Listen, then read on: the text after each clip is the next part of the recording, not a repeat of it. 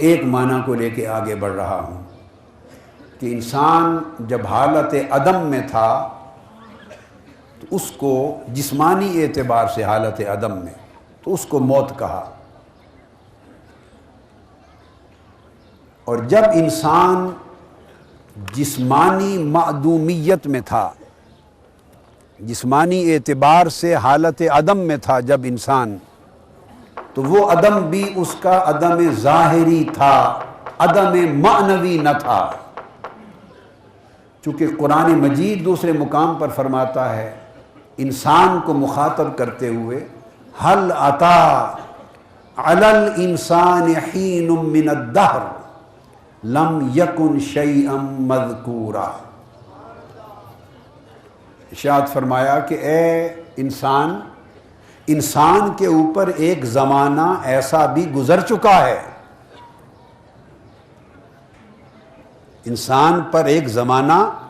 اور ایک دور ایسا بھی گزر چکا ہے۔ هل أتى على الإنسان حين من الدهر،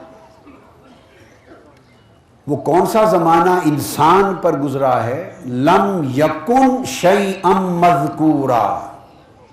کہ وہ انسان اس دور میں شیء مذکور نہ تھا، یعنی ایسی شے نہ تھا کہ جس کا ذکر کیا جاتا ہو۔ تو اس آیت کریمہ میں تین حقیقتوں کی طرف اشارہ کیا گیا۔ جب فرمایا کہ هل أتى على الإنسان حين من الدهر، کہ وہ زمانہ جب انسان مذکور نہ تھا، تو وہ دور بھی انسان پر ہی گزرا ہے، کیونکہ فرمایا علی الانسان، وہ دور انسان پر گزرا ہے۔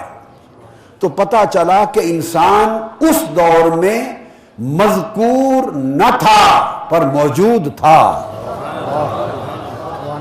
موجود ہونا اور بات ہے، مذکور ہونا اور بات ہے۔ لاکھوں لوگ ہیں جو آج ہمارے اندر موجود نہیں۔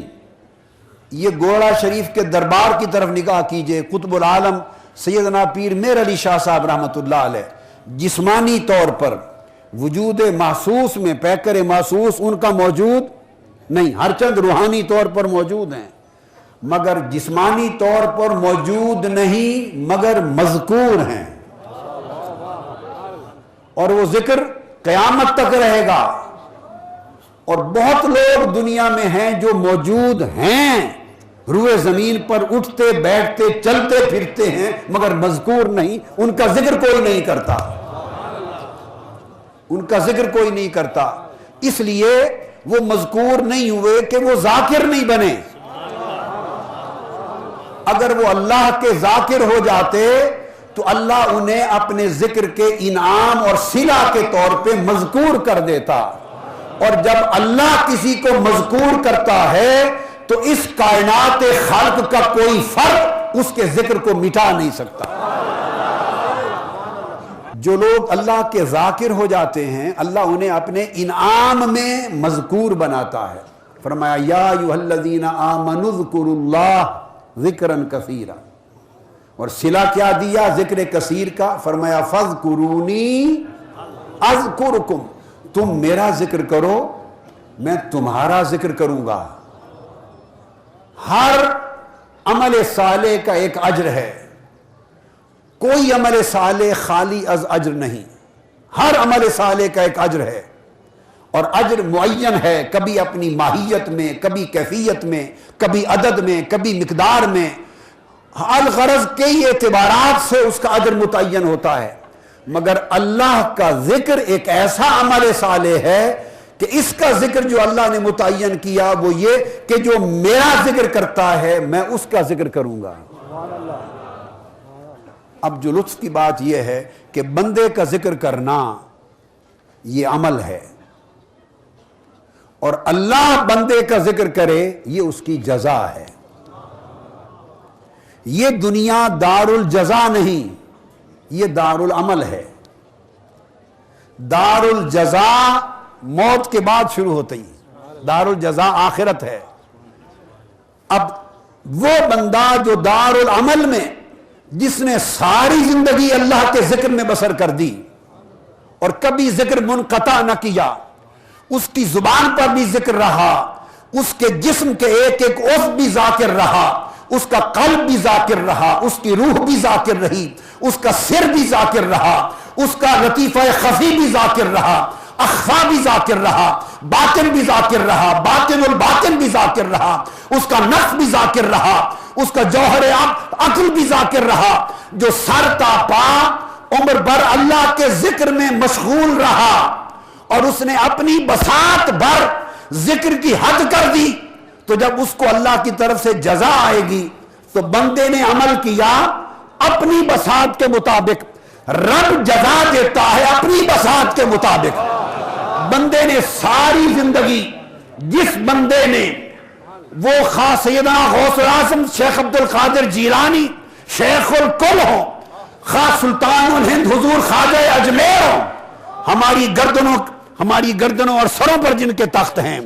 وہ حضور خواجہ بابا فرید الدین گنج شکر ہو، خواہ وہ حضور سلطان الاولیاء پیر سید مہر علی شاہ رضی اللہ تعالیٰ عنہ، جن کا وجود اس خطہ ارضی کے لیے خود چشمہ ولایت و معرفت تھا، جن کی رہنمائی کے لیے علامہ اقبال جیسے شخص بھی خط لکھ کر استفسار کرتے اور رہنمائی طلب کرتے وحدت الوجود پر اور شیخ اکبر کی تعلیمات پر، اور اپنے مغالطوں کو دور کرتے اور اپنی لا علمی اور بے خبری کا ازالہ کرتے۔ اس سرزمین میں سوائے حضور میر علی شاہ صاحب رحمۃ اللہ علیہ کے سوا علامہ اقبال کو کوئی دوسرا فرد اس خطے میں اس دور میں دکھائی نہیں دیا کہ جس سے علامہ اقبال استفسار کرے۔ لندن جا رہے تھے، شیخ مجدد الفسانی پر خطاب کرائے 1932 میں، 33 میں دوبارہ جا رہے تھے تو شیخ اکبر کی تعلیمات کی خبر نہ تھی، سوالات گنجلک ذہن میں تھے۔ ایک ہی بارگاہ حضور میر علی شاہ رضی اللہ تعالیٰ عنہ کی نظر آئی، فرمایا آپ کا دروازہ کھٹکھٹا رہا ہوں، ان سوالوں کا جواب دیں، تشفی ہو، انفتاح ہو، تاکہ برطانیہ جا کر شیخ اکبر پر گفتگو کر سکوں۔ تو عرض کر رہا ہوں، وہ لوگ جنہوں نے عمر ساری ذکر میں لگا دی، ان کی وفات ہو گئی، دار العمل ختم ہو گیا، عمل بھی منقطع ہو گیا، اب دار الجزا میں گئے تو جزا شروع ہو گئی۔ اب جو بات قابل توجہ ہے وہ یہ کہ بندہ یعنی عامل چونکہ مخلوق ہے، سو اس کا عمل محدود اور منتہی ہے، محدود ہے، ختم ہو جانے والا ہے۔ جزا دینے والا رب چونکہ خالق ہے، وہ خود بھی غیر محدود اور لا متناہی ہے، اس لیے اس کی جزا بھی غیر محدود ہے۔ جس بندے نے رب کا جتنا ذکر اور رب کی جتنی یاد تازہ کی، نہ صرف خود کی، لاکھوں مردہ دلوں کو رب کی یاد سے زندہ کر دیا۔ جس نے دنیا میں وہ انقلاب روحانی بپا کیا، جب وہ دار الجزا میں پہنچے تو جب رب کے جزا کا وقت آیا، بندے کا عمل، جب اس کی روح قفس سے عنصری سے پرواز کر گئی، اس کا عمل منقطع ہو گیا اور رب کی جزا شروع ہوئی۔ بندے کا عمل ختم ہو گیا، رب کی جزا اب شروع ہو کر اس وقت تک رہے گی جب تک وقت ہے،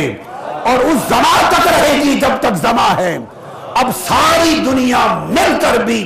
اللہ کے ولی کا ذکر، اس کا عرس، اس کی یاد، دلوں سے اس کی محبت، اس کے تذکرے، اس سے نسبت، اس سے تعلق، اس سے رابط، اگر کوئی اس کو توڑنا چاہے تو نادانو یہ نہ سمجھو کہ کسی انسان کی کوشش سے وہ لوگوں کے دلوں میں زندہ ہیں، نہیں، اب انہیں لوگوں کے دلوں میں خدا نے زندہ کر رکھا ہے۔ ان کا ذکر وہی مٹا سکتا ہے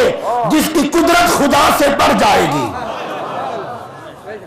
جس کی قدرت معاذ اللہ خدا سے بڑھ جائے گی، وہ ان کا ذکر مٹا دے گا، چونکہ ان کے ذکر کو زندہ رکھنے والا اب رب ہے، کوئی بندہ نہیں ہے۔ ان کو پھر اللہ کے ذکر سے حیات دائمی نصیب ہو جاتی، اس لیے فرمایا کنتم امواتم، تم سب معدوم تھے، فاحیاکم،